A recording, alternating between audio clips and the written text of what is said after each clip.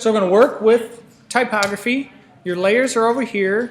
Your properties panel, if you're in the new version of Illustrator CC, this panel is very context sensitive and will bring you up all sorts of little tools and presets depending on what you're actually doing on your artboard. If you're not in the latest version, your properties panel will probably pop up here somewhere once you actually start doing stuff. All right, but it's just good to know that. So you've got layers, properties. I'm going to get rid of the libraries here because I don't really need those. I'm just going to drag it off and click the little X and make my libraries go away. I don't intend to work in transparency right now, so I'm going to make the transparency palette go away. My stroke, that might be useful. I've got my layers and my properties. Great. I'm going to name this first layer type. Not that it really needs to be named, but I just like to name my layers. Remember, you can always sort of double click on a layer to get all sorts of different layer options for various things, which you should just sort of familiarize yourself with. Remember, again, this color here will appear as the color of the bounding box, directional node handles, those types of things. So if you're going to be working largely in blue, you might want to toggle that down to something that's, if you're going to be working mostly in like blacks, you might want to toggle that down to something like an orange or something. Black and orange for Halloween, we might just toggle back and forth between the two all night. Anyway, okay, so I got a layer, I got an artboard. Another window that you might sometimes want to have open is actually your artboard's window. And I'm going to get rid of that asset export. I don't know why that's nested there. But you can take this stuff and you can just drag it right up on top of other stuff. Oh yeah, I went under Window and selected Artboard. Yep, sorry, just always stop me when I'm going too quick. Sometimes I'm just in too big of a hurry here. But what you can do, so then when it popped up, I literally just dragged it. If you tap on the name and drag it, once it gets over these others, it will sort of superimpose over them in a blue outline. That means you're going to nest it with them. And then you can just sort of, toggle through stuff while you're over here. But on your artboards, you see I've got one. You can, again, you can name it like you would the others. You can call it whatever. But if you want to have multiple pages, you could just tap on this new artboard icon down here. Now you got two different pages. So then if you were saving this as a PDF or something, it would export as multiple pages in the PDF, right? So it's basically just, it's called artboards. It's basically pages, right? Multiple canvases that export out. Also, if you're going to export for the web, like if you're going to export a PNG or something, you can export by artboard. You can either export all the artboards separately, or you can just select particular artboards to export. If you've got a big file with a bunch of things going on, sometimes you just want to export a little bit of it. So familiarize yourself with artboards using, they're different from layers, right? Layers all operate on the same artboard in a stacking order, but artboards are in essence pages that are independent of one another where you can do different types of art. So I got my properties up, I got my layers, so let's do a little typography. So the type tool is right here in your palette. If you tap on it, you'll be in the type tool, and if you just tap, type will begin to come up. I'm going to delete that though and show you one or two other things. So it's as simple as that. Click on the T, tap somewhere, and it will begin to generate some type for you, and then you can just start typing on your keyboard, and whatever you type will be your type, right? But nested in this type tool are a few others. I don't use any of these very often, but sometimes in your design you do want vertical type, or you want type that follows a path you've created, or all those types of things. You want to type within a particular area that you've created. You want to type on a path. You want to type vertically. You want to type vertically within an area. You want vertical type on a path, or the touch type tool, which apparently is new because I've not used it. But all these are worth playing around and experimenting with. But the good old standard one is to just make regular old type. So in addition to just tapping, I can also define a space by clicking and dragging. I can create a type input field like this.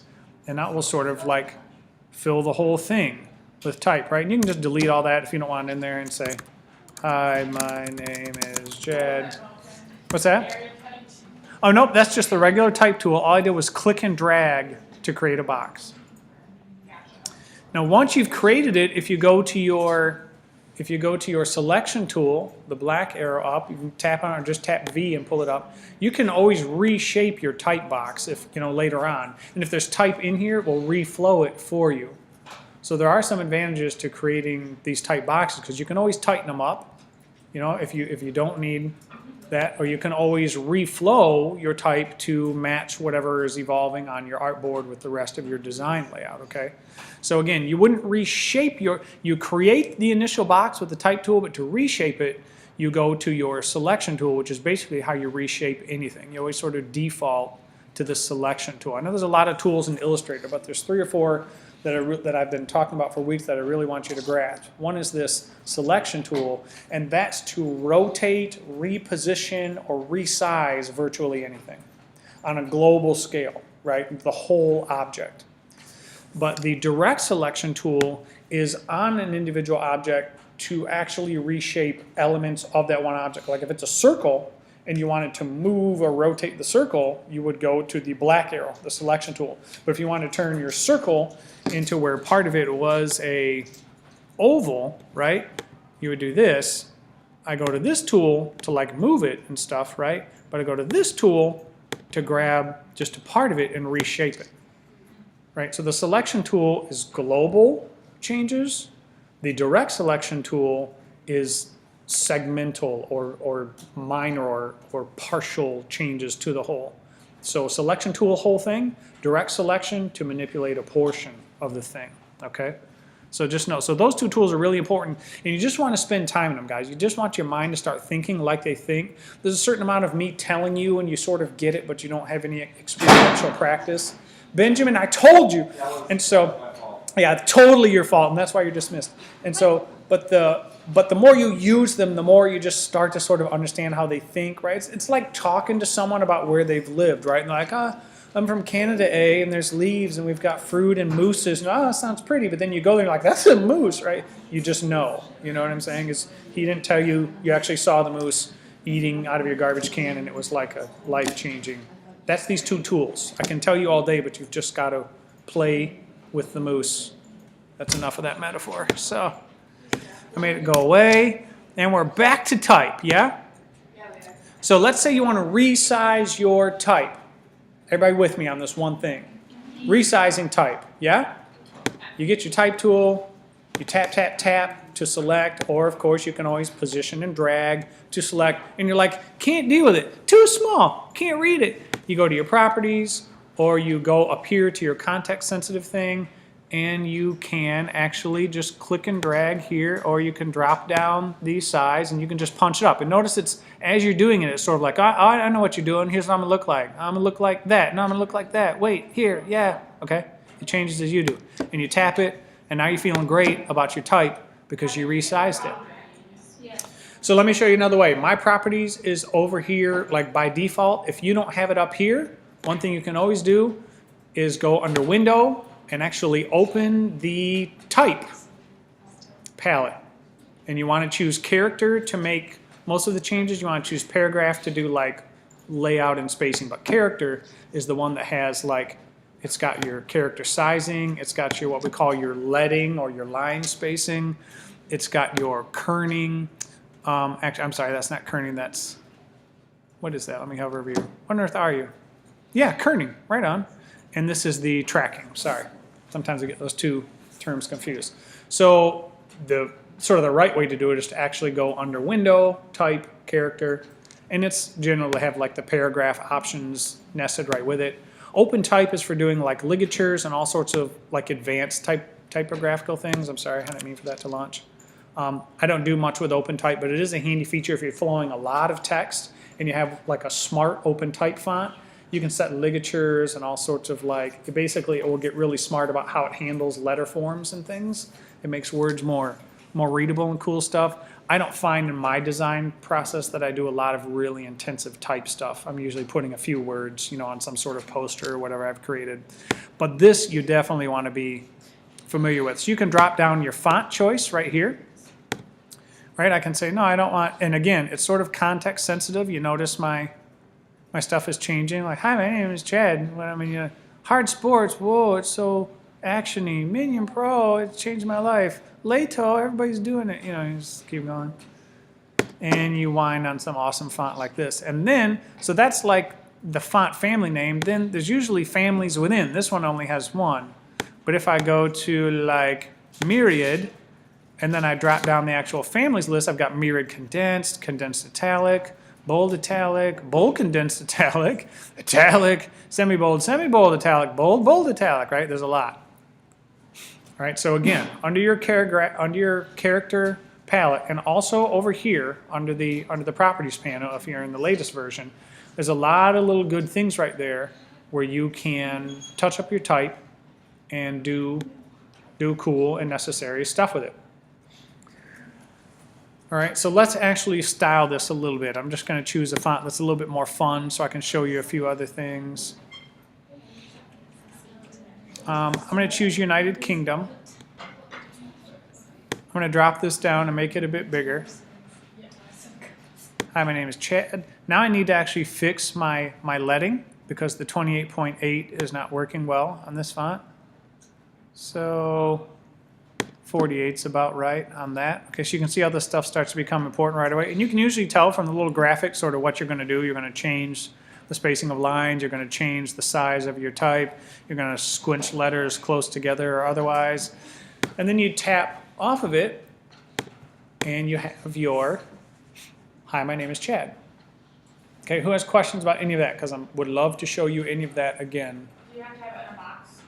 You don't. No, remember, you can just sort of like tap your type and keep going. Yeah. The box is just good for reflowing it if you're going to have a lot of type. If you're going to have a lot of type, I recommend go ahead and create a box because it'll be way easier to reshape it and reflow it than if you don't. Like if you've got a ton of type and you just tap on this line, it's all going to continue out on one big infinite line going to the right like forever, and then you have to flow it yourself. You have to click and hit return. So don't do it. It's a nightmare.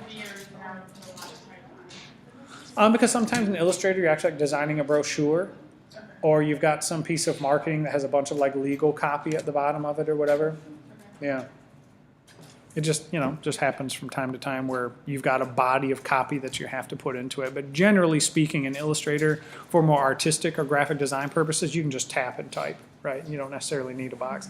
Now in InDesign, you literally always have to have a box because InDesign is specifically for page layout where they're assuming you're going to do heavy duty stuff with type. But in Illustrator, it's really your call. Kerning is generally the term for how much space is in between letters. So let me type something. B/A with the arrows beneath? Why is it written lorem? I'm sorry? Why does it write this random phrase when you click off? I actually know this. Lorem ipsum. Do you know the answer to that, Hannah? Some guy needed to make like a practice typing thing, so he took all the letters and put them in random order, so it's not a language or anything, it's just random letters that we now use. Well, I have like 500 of them. Google just said it's Latin. So lorem ipsum is actually Latin, but it's not like cohesive. It doesn't really say anything. It's like Latin gibberish. What it actually is. It said it was a thing, it just wasn't like an exact quote. I have It- just like the first one. Yeah, I've studied it fairly extensively. When I'm saying it doesn't say anything, it forms words, but I'm saying like it doesn't actually, it's not like a rational, it doesn't tell a story about a cow, it doesn't talk about someone's mom. It's just sort of Latin words that, as far as we can tell, are just sort of random nonsense. You know what I'm saying? So yeah, but what Hannah was saying is that basically some guy wanted dummy type.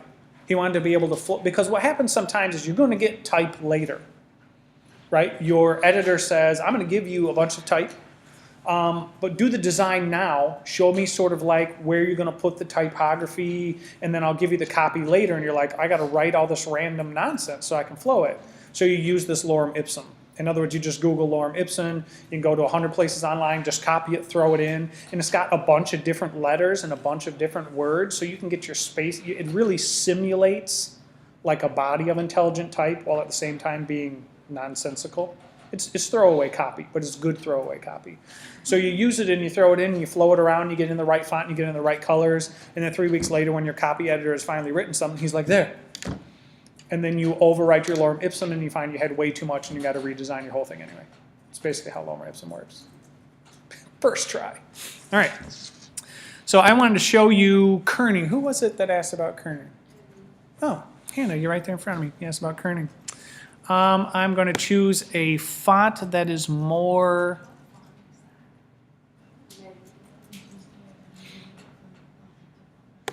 I'm going to use straight up Myriad, and I'm going to get me some. All right, let me zoom in on this. Check out what I'm doing here, guys. Sometimes you've done everything right, you know what I'm saying? You've got all your letter forms in there and everything's cool, but you just don't like the way the back of this A crouches up against the top of this V. It draws the eye, this empty space right here. And come to think of it, so does that, right? You see what I'm saying? And so these two little spaces here are bugging you. Because even though the letter forms are all spaced out evenly, the shape of the V creates this weirdness where it feels like there's too much space here. You're like, oh, it's good and tight right here like I want it. And it's good and tight there, but it's out here. So you get your thing, and you select the elements, and you go to your kerning here, and you say, you know what? That's got to be tighter. First try. Right? Now the O looks weird. Am I right? So you know what graphic designers spend a ton of time doing? What I'm doing right now. And they go, oh, I don't need it that tight, but I need it kind of tight. And, oh, it's so lovely. Now there's just a little bit of weirdness right there. And you're like, that's got to be just a crouch more. I can't have -50. I got to go -40. And now I can go to sleep and live with myself because my V is in a good spot. If you knew the hours of my life that have been spent fixing the V. So many. What's the one next to it that's on auto? That's an E. I'm kidding. What do you mean? Oh. The one that's on auto right now. Auto. So that is in essence the same thing. That is also a kerning. I don't use this one. It's probably just got. My computer says it's not available, so I can't figure out what it is. Because it's probably a smarter option, and whatever font you're using probably doesn't have like the intelligence. There's not all fonts are created equal, you know what I'm saying? Yeah. But it looks like it's a smarter version of the kerning, but I just like to key in my thing. I don't like Illustrator to do a lot of thinking for me. I like to just go in and sort of manage it myself. I'm just that type of designer. So I just feel better when I've micromanaged the letters myself. Did that answer, Hannah, a little bit of stuff about kerning? And I showed you a little bit about the leading, right? In that up here, I changed. Remember this word Chad was all crouched up underneath the high, and I went to the, it's called set the leading. I went to it and hit a drop down. And if you don't like any of their options, if you're like, it's almost perfect, but I really need to be 51, like it's fine. Just type in 51 and everyone's happy again. Could you do 51.5? You could. You can get ridiculously minuscule with the things. Mm-hmm. Yeah. All right. Who wants to see any of that again? We have made the letters. We have made the words. We have talked the lorem ipsum. We're still not quite sure who's right, and I'm okay with it. Google or me, probably me. We have done the leading and the kerning. We talked about the important stuff. Now, let's turn our typography from a font into editable art, because that's what I like to do, right? I'm making cool stuff, and you're like, man, that V, that font is so great, but if the V on that font didn't have that curly at the top, if I could just get rid of that, everything would be so, right? You know, everyone, you understand? Watch. I'm going to show you exactly what I'm talking about. You guys don't even know stuff. Watch me. I know things. I know all about the things. Right there. You're like, it's beautiful, except for I just can't have that thing on the back of the N. Can't have it. It's killing me. Make this bigger just so you can see. And you're like, but there's no way. There's no way to fix it because it's part of the font, and I'll hate life forever because... What? Can't you just push enter to get some space in between? Whenever I do that, say stack, you see?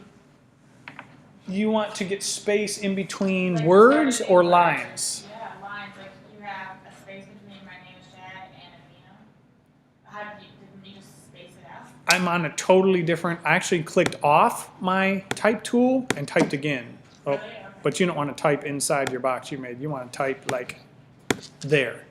And I made totally new type. All right. But there is, of course, a way to put empty space in between. Thing, but it just stacks my words on top of each other. It's because your leading is super duper tight. You need to select everything, and your leading's maybe on like 20, you probably maybe need to go like 60 or 80. Because it's actually giving you a new line, but the leading is so small that it's crouching it up into the same space. Yeah, that's what I think is happening. Let me know if that's not it. So on Aveeno here, I don't know, is that like the name of a shampoo? It was the first word that came to mind with a V. It doesn't say anything about me as a person, does it? No. Okay, great. Okay. I want to get rid of this little whoop whoop on the back of the end. There's a technical term for what that is. I'm calling it a whoop whoop because I'm in charge. So what you can do is on your properties, this little button called Create Outlines is there. If you don't have that little button, you can go under Type, and you will also find a Create Outlines. 2 ways to do exactly the same thing. Wow. Oh, do you have to be selected a certain? Yes, you want to actually have your selection tool, right? Your black arrow, click off everything else, click on your word, and then the option will appear in both places. Am I right about it? Yeah. So tap Create Outlines, and what happens? You're like, nothing happened. Everything's the same. No. Things are different. Because now I'm going to grab my little zoom tool. I'm going to zoom in on that end. I got a zoom tool, right? You just tap Z, or you tap your little magnifying glass. That's a zoom tool. I love it. And then you tap your direct selection arrow, right? And you go, boop. And that's a editable node. And you can delete it node by node, or you can like grab your eraser. And you can just be like, I don't like you. You're not supposed to be there. I never asked you to show up to this party. You gotta go away. Do you see how I did the end? I made the end do what I want it to do. And it all happened when I converted my type to outlines.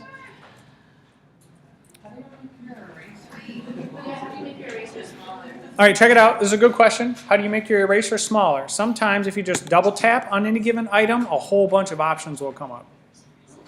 And so your size for your eraser, just double tap the eraser, and you can slide the slider, you can put in values, you can mess with the roundness, you can make it oblong and flibber with the angle. You can do so much stuff with your eraser. You can like, boop boop, you can do lots of stuff with your eraser. Chad, Hi. can you do that in Yeah, let me show you the N again. All right, there's my N. So a couple ways I can do it. I can go to the delete anchor point tool, and I can just start clicking on those anchor points. You have to actually click on an anchor point. Right, I can just start making anchor points go away. They're so hard to see. Yeah. And what that will do is it will keep sort of a nice curvy thing going wherever you end off. You know what I'm saying? And you can also go back. You can go, yeah, and you can go back in and adjust the directional handles and stuff and get really like awesome about it if that's what you want to do, right? You can like be like, no, it should be like this. You can totally reshape your letter forms this way, right? Or if you want to go with the eraser, just tap the eraser and just start, you know, making stuff go away. So you can delete actual anchor points. Go ahead, Paige. Did you still have a question? You have troubles? What have you done? Did you convert your font to outlines? Who really knows? Command Z. My P is still there. Do Command Z several times until all your boo-boos are gone. And then select your type with the selection tool and make sure you have converted it to outlines. Hey.